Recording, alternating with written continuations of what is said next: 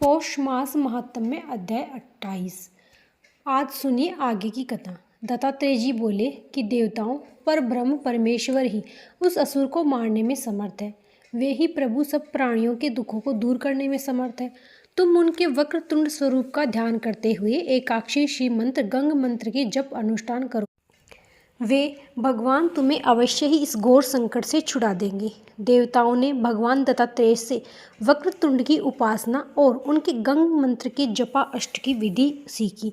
फिर उनके द्वारा उपदेश विधान से अनुष्ठान करने लगे। उनकी कठिन आराधना से भगवान वक्रतुंड ने संतुष्ट होकर दर्शन दिए। उनके अद्वितीय तेज के कारण सभी के नेत्र मुद्रा जा रहे थे।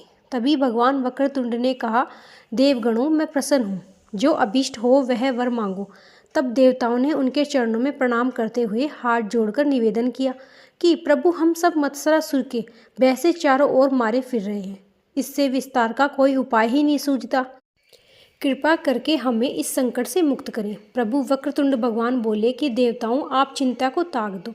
मैं मत्सरासुर का समस्त गर्व खंडित कर दूंगा। ऐसा कहकर उन्होंने अपने गणों का स्मरण किया, जिससे असंख्य गण वहां प्रकट हो गए। उस समस्त सेना को और देवताओं को साथ लेकर वे प्रभु मत्सरासुर की राजधानी पर जा पहुंचे।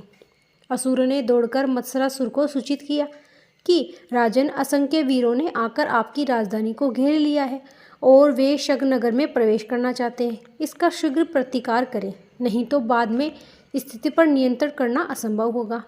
मत्सरासुर ने सेनापति को बुलाकर आदेश दिया कि शत्रुओं को मार डालो। उनको जो अधीश्वर है उसे बंदी बनाकर मेरे सामने उपस्थित करो, और या फिर उसका भी वध कर दो। सेनापति ने जो आज्ञा कहकर सिर झुकाया और विशाल असुर वाहिनी के साथ नगर के बाहर आकर वक्रतुंड के गणों को ललकार कर बोला, मूर्खों, प्राणों का भय नहीं लगता तुम्हें जो यहाँ मरने के लिए चले आए हो। जिन महाराज मत्सरासुर की सेना के भय से ब्रह्मा, विष्णु और शिव भी अपने असंख्य सेवकों के सहित भागे भागे फिरते हैं, तो तुम्हारी क्या गणना है। इसलिए तुरंत ही अपने अपने प्राण लेकर भाग जाओ।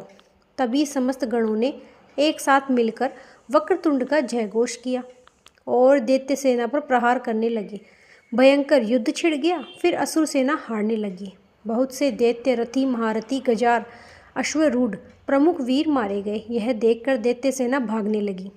सेनापति के बहुत कहने पर रण क्षेत्र में कोई दैत्य वर नहीं टिक सका।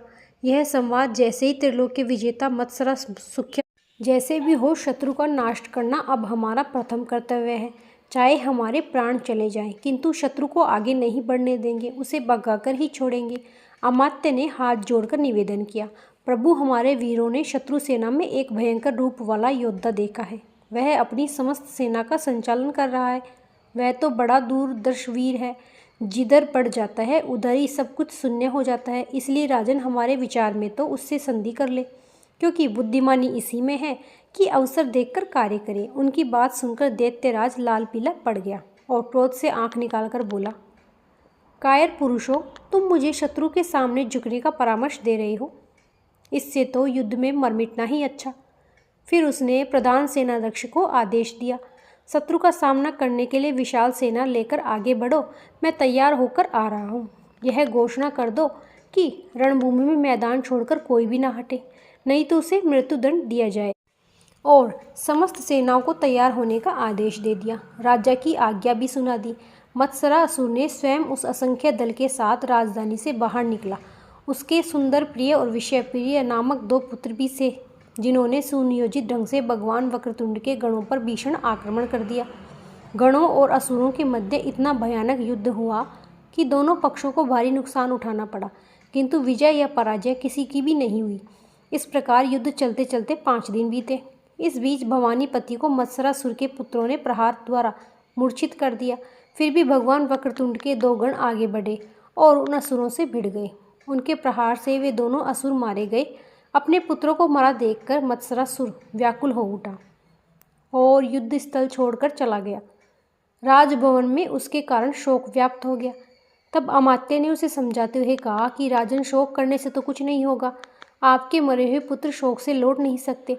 अब तो शोक का एक ही उपाय, शत्रु से बदला लेना। मत्सरासुर फिर से रणभूमि में जा पहुंचा।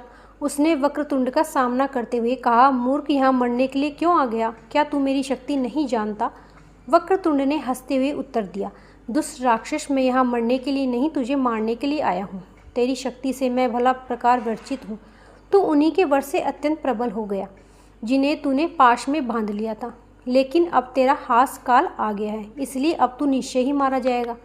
फिर भी अगर तुझे प्राण अधिक प्यारा है तो मेरी शरण में आ। मत्सरासुर ने देखा कि वस्तुतः भगवान वक्रतुंड अत्यंत प्रबल है, जिनका सामना करने से ही मरण होना संभव है। तो वह उनके प्रस्ताव पर विचार करने लगा और अमात्य से परामर्श किया कि अब ऐसी स्थिति में क्या करें। अमात्य ने उसे समझाया कि महाराज, वक्रतुंड ने आपको शरण देने का प्रस्ताव कर अपनी उदारता का परिचय दिया, इसलिए प्रभु उनकी शरण लेना ही अधिक कल्याणकारी होगा। असुर का भी यही विचार था, इसलिए वह शीघ्र ही वक्रतुंड की शरण में जाकर उनकी स्तुति करने लगा। प्रभु, मैं आपके पराक्रम से पहले अनजान था, अब मुझे ज्ञात हो गया कि आप कोई साधारण देवता नहीं वरन सर्वसमर्थ परमात्मा ब्रह्मा हो। हे नाथ, मुझे अज्ञानी के अपराध को क्षमा करें, अपनी शरण स्थान दें, साथ ही अपनी शुद्र भक्ति भी प्रदान करें। ऐसा कहकर उसने भगवान वक्रतुंड के चरण पकड़ लिए। इससे वे भगवान संतुष्ट होकर बोले, असुर राज, मैं तुझ पर प्रसन्न हूँ। अब तू निर्भय होकर अपना राज्य कार्य तू विस्तार लिप्सा को त्याग दे। देवताओं, नागों आदि के स्थान इन्हें लौटा दे और जितने स्थान में रह सके उतनी ही सीमा से रहता हुआ सदैव मेरी भक्ति में लगा रहे। अपने अनुयायियों को आदेश दे कि वे निरीह प्राणियों पर किसी भी प्रकार का अत्याचार ना करें। मत्सरासुर ने तुरंत ही स्वीकार किया कि वह वैसा ही करेगा। इससे सभी देवगण आनंदमग्न हो गए और उन्होंने भक्ति भाव से वक्रतुंड भगवान की स्तुति करी। उन्होंने देवताओं को भी अभय प्रदान किया और तुरंत ही अंतर ध्यान हो गए। श्री सूत जी बोले, हे शौनकादि, उन दया में भगवान वक्रतुंड ने मत्सरासुर को क्षमा कर दिया और उसे अपना भक्त बना लिया। इस प्रकार का एक अन्य उपाख्यान दंबासुर का भी है, उसे भी भगवान वक्रतुंड ने क्षमादान दिया था। शौनकाजी बोले, हे सूत जी, हे प्रभु, मुझे दंबासुर का उपाख्यान भी सुनाने की कृपा करें।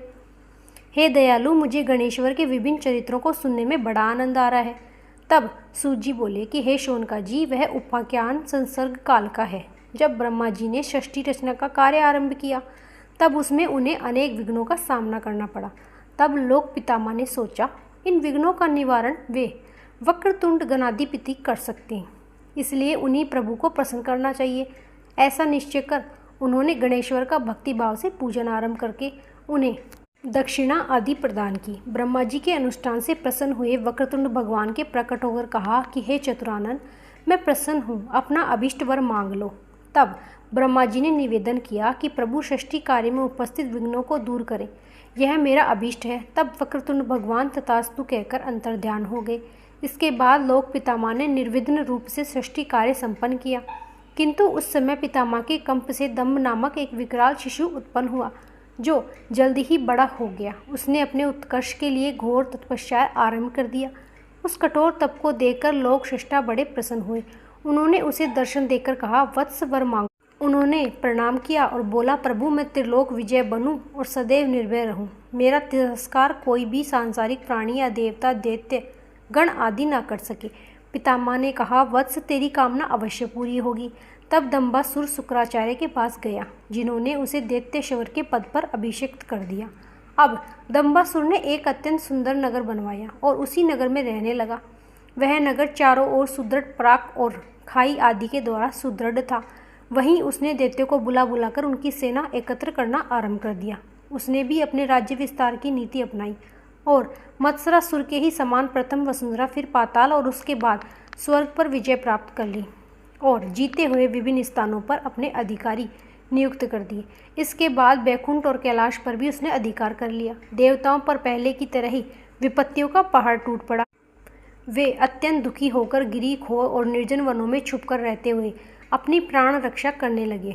एक दिन उन्होंने विचार किया कि लोक पिता में ब्रह्मा जी के पास चलकर विपत्ति से मुक्त होने का कोई उपाय पूछे। फिर उन्होंने ब्रह्मा जी के पास जाकर कहा, प्रभु, दंबासुर आपके वर के कारण अत्यंत प्रबल हो उठा है और अनेक प्रकार के अत्याचार कर रहा है। ब्रह्मा जी बोले, देवताओं, इस संकट से छुटकारा पाने के लिए हमें भगवान वक्रतुंड की उपासना करनी चाहिए। आपके साथ मैं भी उनके एकाक्षरी मंत्र का जाप आरंभ कर रहा हूँ। ऐसा कहकर देवताओं के साथ लोक पितामह ने भगवान वक्रतुंड का पूजन कर उनके मंत्र का जाप का अनुष्ठान पूरे होने पर वक्रतुंड भगवान से प्रकट होकर कहा, चतुरानन, मैं प्रसन्न हूँ, आप अपना अभिष्ट वर मांग लीजिए। ब्रह्मा जी बोले, हे प्रभु, आप समस्त दुख दरिद्रता को दूर करने में समर्थ हैं। दंबासुर हमें अत्यंत पीड़ित कर रहा है, इसलिए हमें उसके भय से मुक्त कर दीजिए। वक्रतुंड ने अभय प्रदान किया, कमलासन में दंबासुर की पराजय कर दूंगा। समस्त देव समाज भय को त्याग कर निश्चित हो जाए। देवराज के द्वारा दंबासुर को संदेश भेज दिया कि या तो वह मेरी शरण में आए, अन्यथा मैं उसका विनाश कर दूंगा। आज्ञा पाकर इंद्रदूत रूप में दंबासुर के पास जाकर बोले कि असुरराज, मुझे महाप्रभु वक्रतुंड ने यहाँ भेजा है। तुम देवताओं को और समस्त अधीनस्थ राज्यों को स्वतंत्र कर दो और परम भक्तों की शरण में आ जाओ। पौष मास महात्म्य अध्याय 28 समाप्त। राधे राधे।